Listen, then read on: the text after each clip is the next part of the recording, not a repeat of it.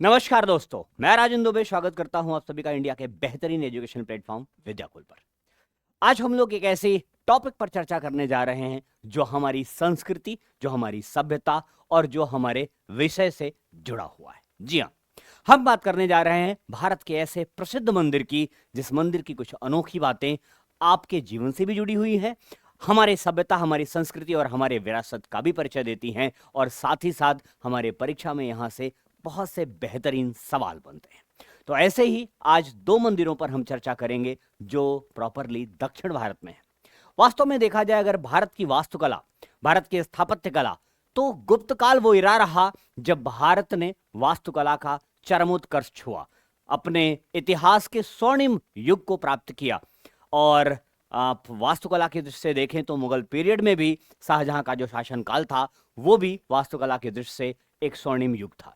लेकिन अगर हम अपनी सभ्यता, अपनी संस्कृतियों की तरफ नजर डालते हैं तो हम दक्षिण भारत की तरफ चलें और दक्षिण भारत में देखें तो मंदिर स्थापत्य कला के वो अनोखे और वो अजूबे प्राप्त होते हैं जिनको देख करके आप विस्मित हो जाते हैं, आप बिल्कुल आश्चर्यचकित हो जाते हैं, आप अपने आप को भूल जाते हैं कि क्या मानव के द्वारा यह निर्माण संभव था, और उस समय जब हमारे पास तकनीकी की जो है उपलब्धता बहुत कम थी।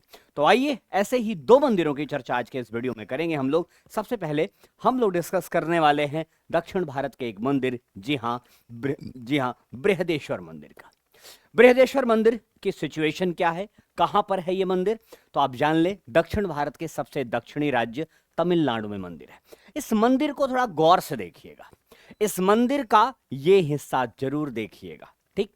और इसके साथ साथ इस मंदिर की जो खूबसूरती है वो मैं आपको बताऊंगा कि आखिर ये मंदिर पृथ्वी से कितना ऊंचा है, और ये जो इसका कलश है ये अलग से इस पे स्थापित किया गया है। ऐसा नहीं कि दीवारें जोड़ करके वहां पे कलश बना दिया, इस कलश को यहां पर अलग से स्थापित किया गया है।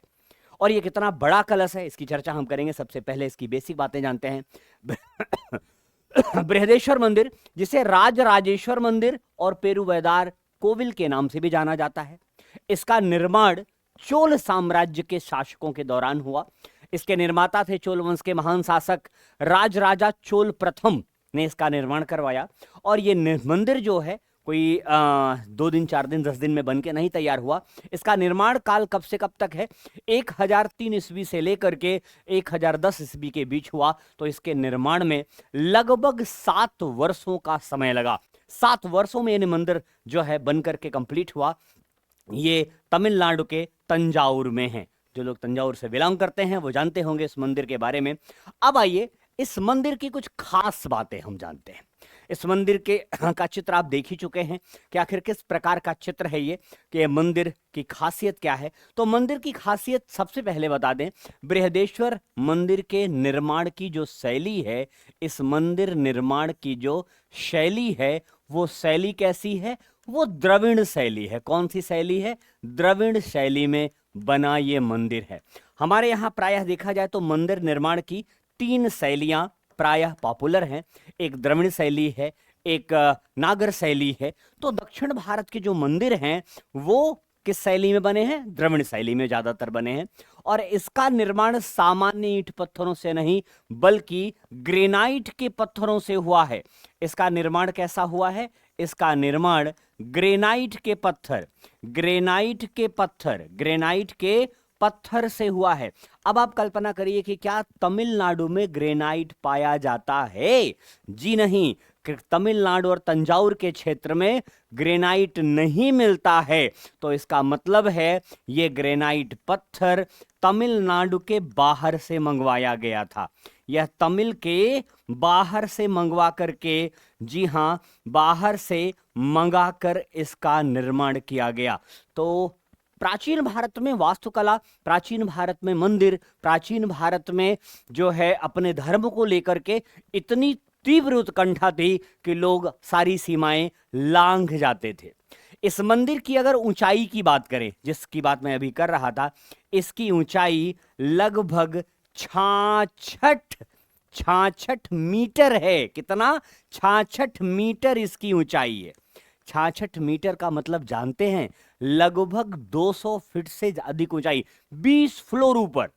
और इस मंदिर का जो सबसे ऊंचा भाग है, सबसे ऊंचा भाग जो है वो क्या कहलाता है?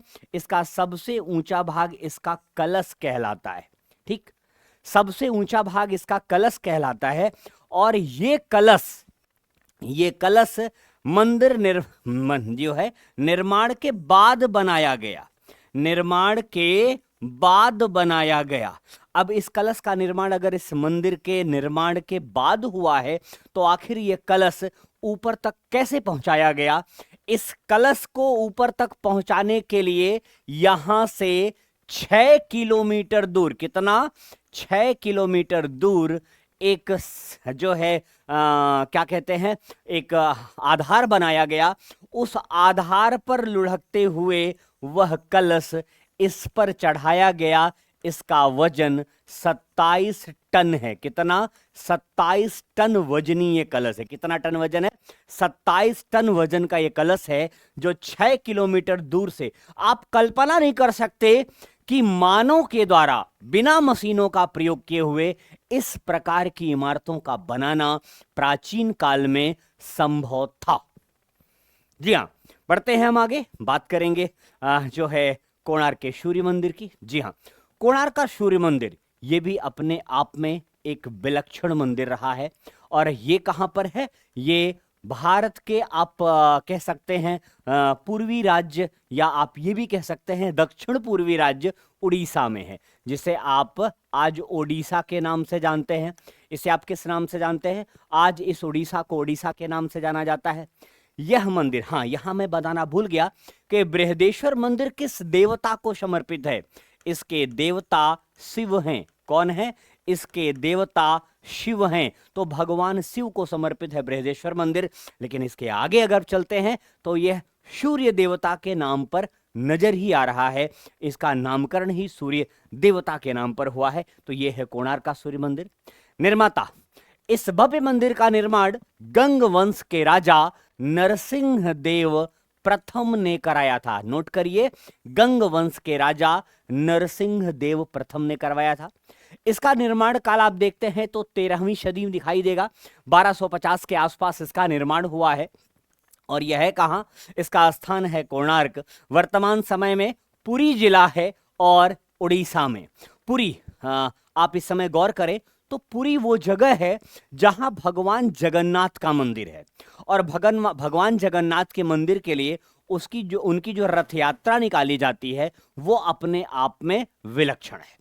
तो ये तो बेसिक बात हो गई किसके लिए? कोणार्क के सूर्य मंदिर के लिए। लेकिन इस कोणार्क के सूर्य मंदिर में इसके, एक मिनट वेट करिए,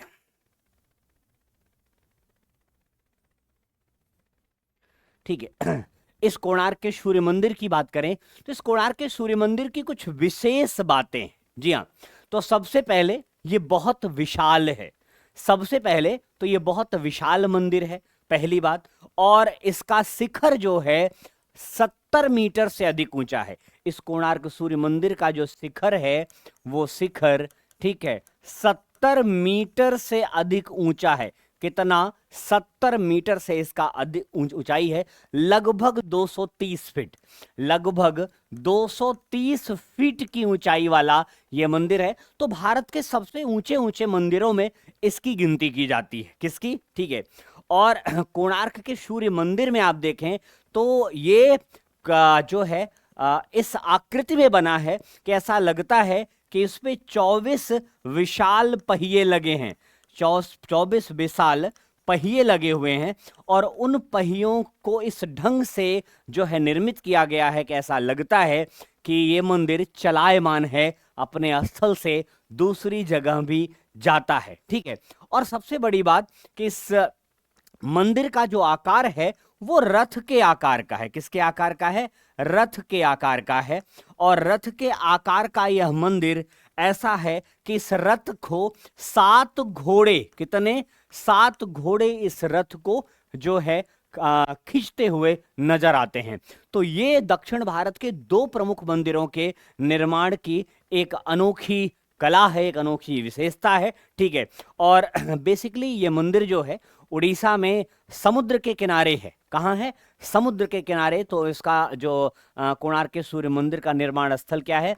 समुद्र के किनारे। जी हाँ, समुद्र के किनारे इसका जो है निर्माण हुआ है। ओके, तो दोस्त ये दो प्रमुख मंदिर आपको देखने को मिले दक्षिण भारत के।